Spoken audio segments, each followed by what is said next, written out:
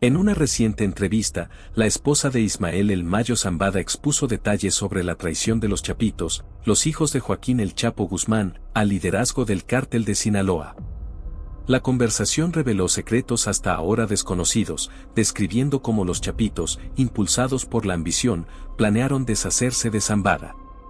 Al parecer, a través de acuerdos con la DEA, intentaron entregarlo, creyendo que eso les aseguraría el control total de la organización, sin prever las consecuencias de su decisión. La entrevista muestra cómo en un grupo de esta índole, el liderazgo no se hereda, sino que se gana. Mientras Zambada tenía la lealtad de sus aliados y una autoridad consolidada, los Chapitos buscaban establecer su propio poder a cualquier precio. Ismael intentó guiarlos y evitar conflictos, pero las tensiones internas crecieron rápidamente, erosionando los lazos de confianza. Esta traición llegó al extremo cuando los Chapitos compartieron información con las autoridades estadounidenses a cambio de protección. El testimonio de la esposa de Zambada también reveló cómo esta traición afectó profundamente a su familia y desencadenó una purga dentro del cártel, eliminando a aquellos que permanecían fieles a él. Tras la captura de Zambada, los Chapitos continuaron eliminando a cualquier posible competencia, mientras su esposa expresaba su dolor por la traición de quienes alguna vez consideraron como parte de la familia. Revelaciones sobre el Mayo Zambada. Zambada ha sido descrito como un experto en el manejo de contactos políticos en México, manteniendo una red de sobornos que le permitió operar sin grandes interferencias. Esta estructura incluía desde funcionarios de bajo rango hasta figuras clave del gobierno, lo que facilitaba el movimiento de mercancías sin ser interrumpido. También fue reconocido por evitar los reflectores mediáticos, lo que le valió el sobrenombre de El Operador Invisible. Este anonimato le permitió ganar lealtad en comunidades locales, donde ofrecía apoyo económico e infraestructuras. A pesar de su influencia, Zambada ha enfrentado problemas de salud, lo cual ha suscitado dudas sobre quién podría asumir su rol en la organización. Sin embargo, su familia le ha sido leal, con varios de sus hijos participando activamente en las operaciones del grupo sin intentos de traición. Esta lealtad ha sido fundamental para mantener su influencia, incluso con su salud deteriorada. Un aspecto intrigante de su liderazgo es su habilidad para aplicar tácticas militares y de guerrilla en las operaciones del cártel.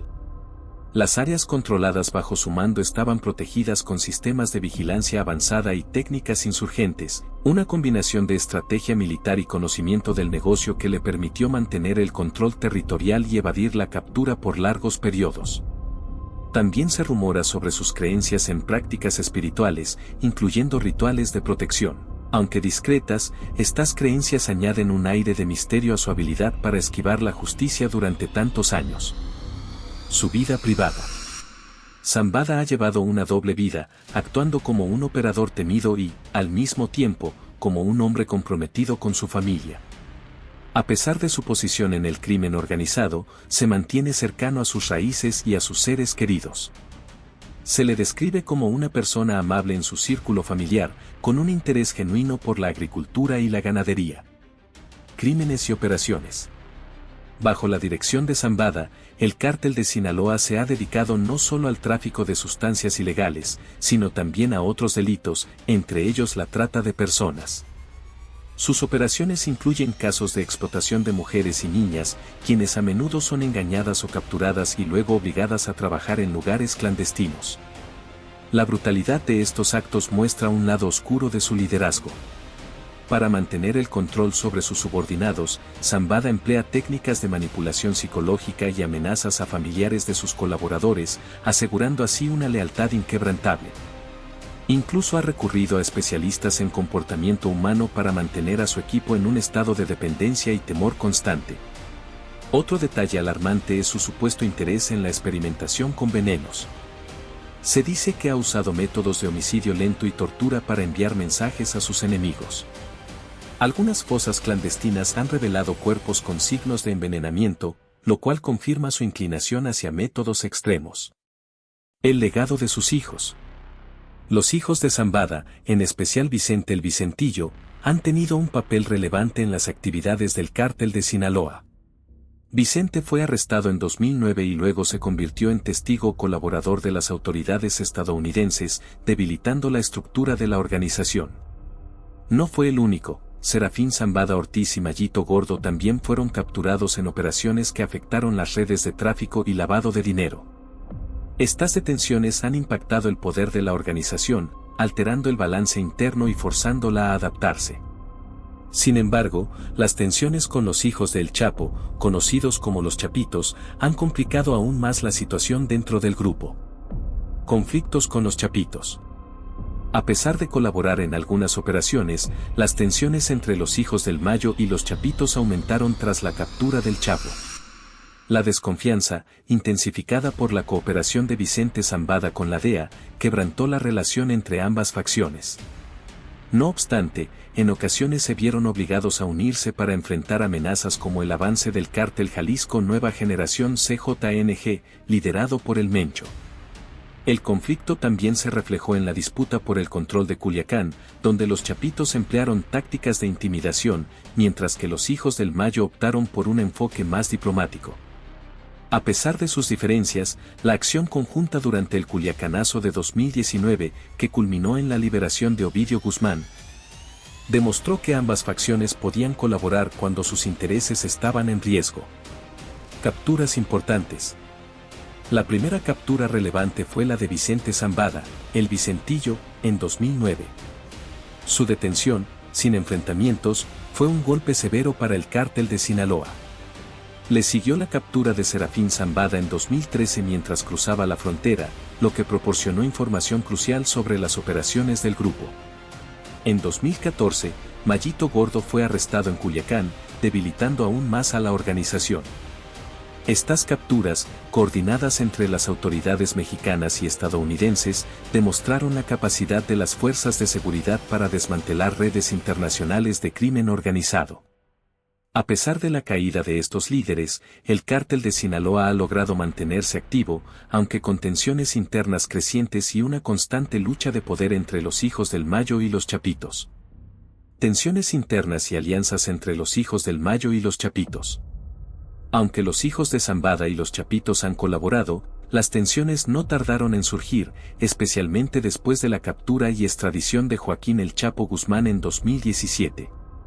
Ante la ausencia de su padre, los Chapitos y los hijos del Mayo se encontraron inmersos en una lucha por el control del cártel de Sinaloa.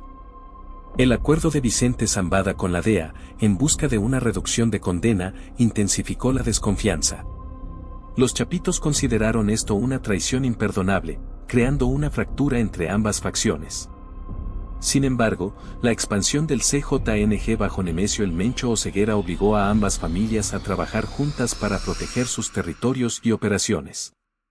Pese a esta alianza temporal para enfrentar un enemigo común, las tensiones continuaron reflejándose en la disputa por el control de ciudades clave como Culiacán. Mientras los Chapitos buscaban imponer su dominio mediante la intimidación y violencia, los hijos del Mayo preferían tácticas más estratégicas y diplomáticas, lo que generó constantes fricciones.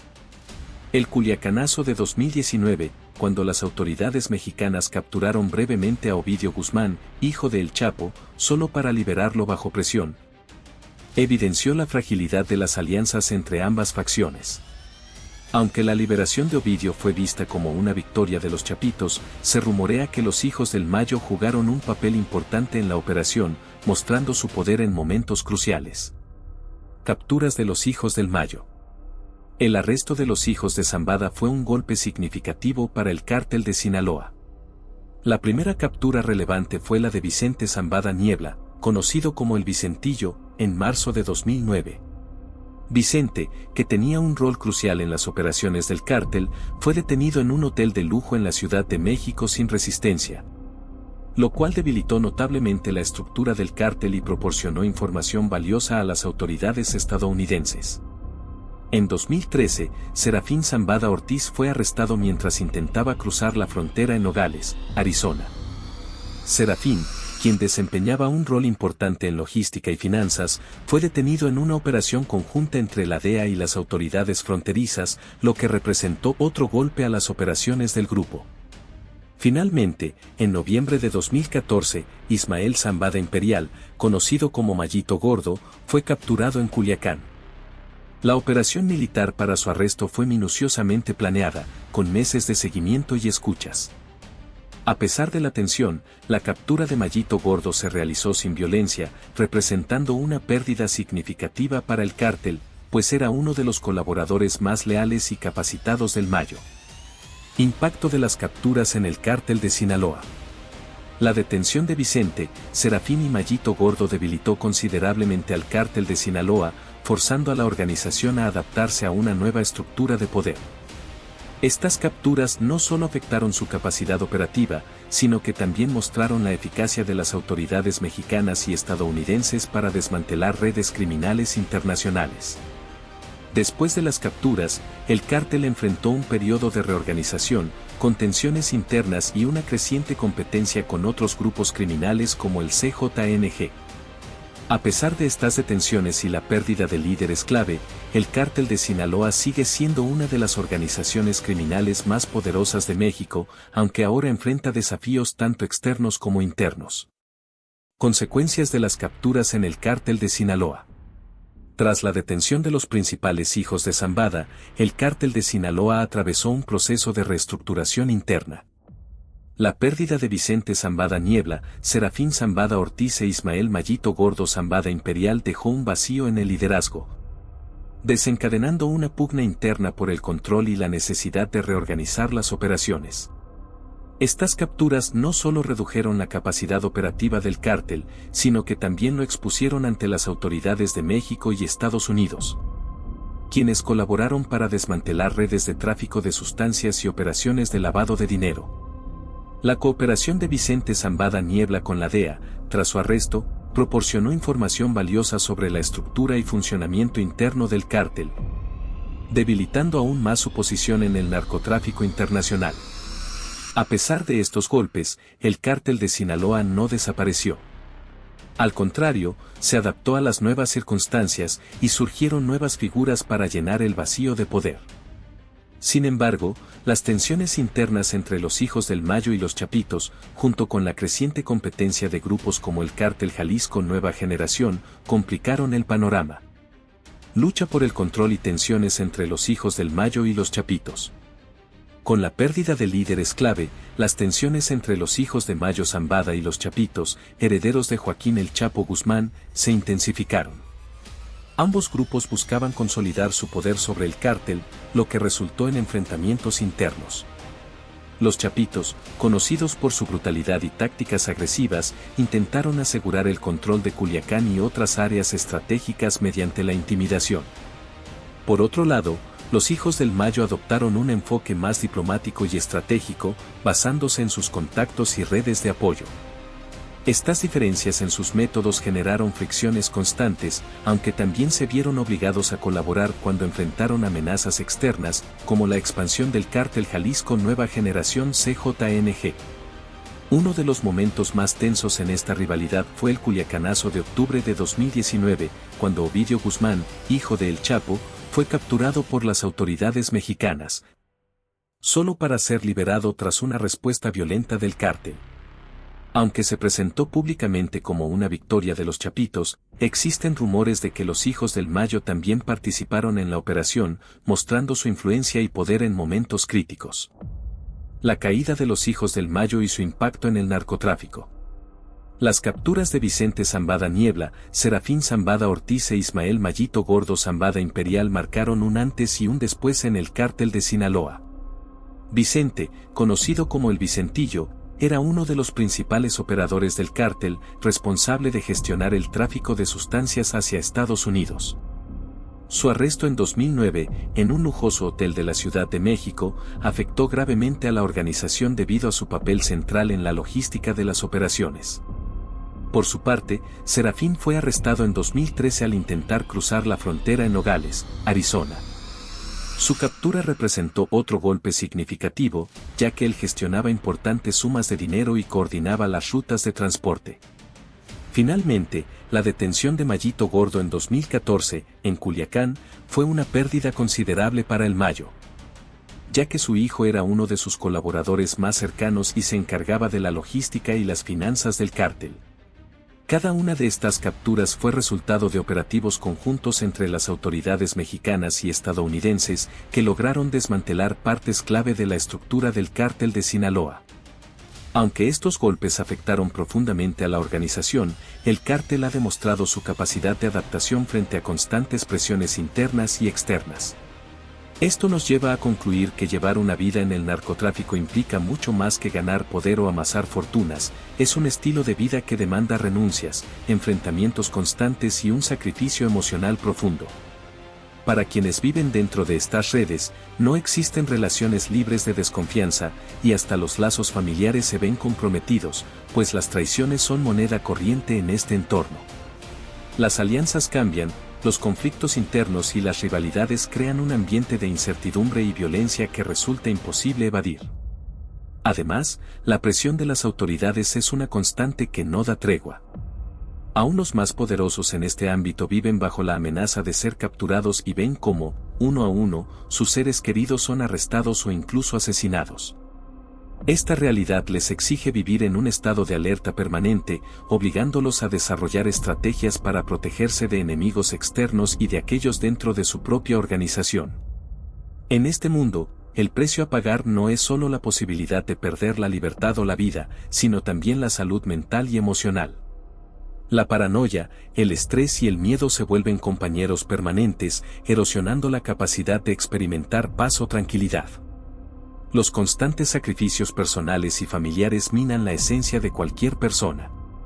Las personas que eligen este camino, o que muchas veces nacen en él, acaban atrapadas en una vida que ofrece pocos momentos de verdadera seguridad y bienestar. Finalmente, esta es una vida donde las decisiones pueden traer ganancias temporales, pero a un costo profundamente alto. La violencia y la ambición desmedida dejan a quienes están en el narcotráfico en un ciclo perpetuo de persecución y temor, enfrentando un futuro incierto y un presente en el que la paz y la estabilidad son casi inalcanzables. El precio real de este estilo de vida va mucho más allá de las consecuencias legales, es un vacío que les roba la posibilidad de construir relaciones genuinas y de encontrar algún tipo de realización personal duradera. Hemos llegado al final de este video. Si te ha gustado, no olvides darnos un me gusta para seguir creando contenido como este. También recuerda suscribirte y activar la campanita para que no te pierdas ninguno de nuestros próximos videos. Que tengas un gran día, hasta la próxima.